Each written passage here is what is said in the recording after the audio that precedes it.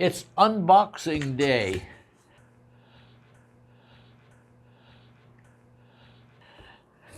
Usually an unboxing day is when something arrives that's new and you are the first time taking it out of the box, but this is the reverse. This is something old. My old friend, working partner Tom, returned this press that he sold in 2006. It's the original Mini Halfwood press. We call it the Legacy press because it was the first design and created quite a long history of halfwood press makes. It weighs 12 pounds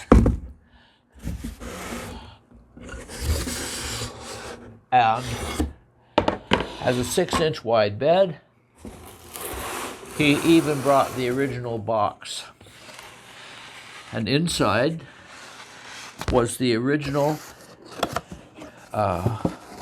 accessories, the hood, which goes on top, and inside the little box are the blankets and the original user's manual for the Mini Halfwood, postcards that I was putting in the presses in those days, the Allen wrenches for tightening the wheel in the unlikely case that it got loose, and a test plate. That's how I packed them in 2005 and 6. Over the years we added things to it, but this one has the original octagonal medallion on the side, pressure screws.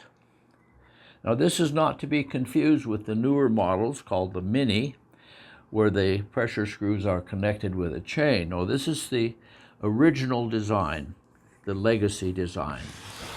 Now my job is to make this video and begin marketing it and finding a new owner for the press. It's a collector's items. It's number 19.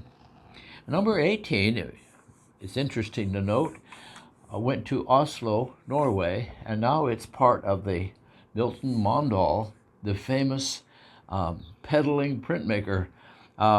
He mounted the 18, number 18, on the front of a bicycle. It also has a silkscreen printing thing and relief printing and a lithograph press on this bicycle.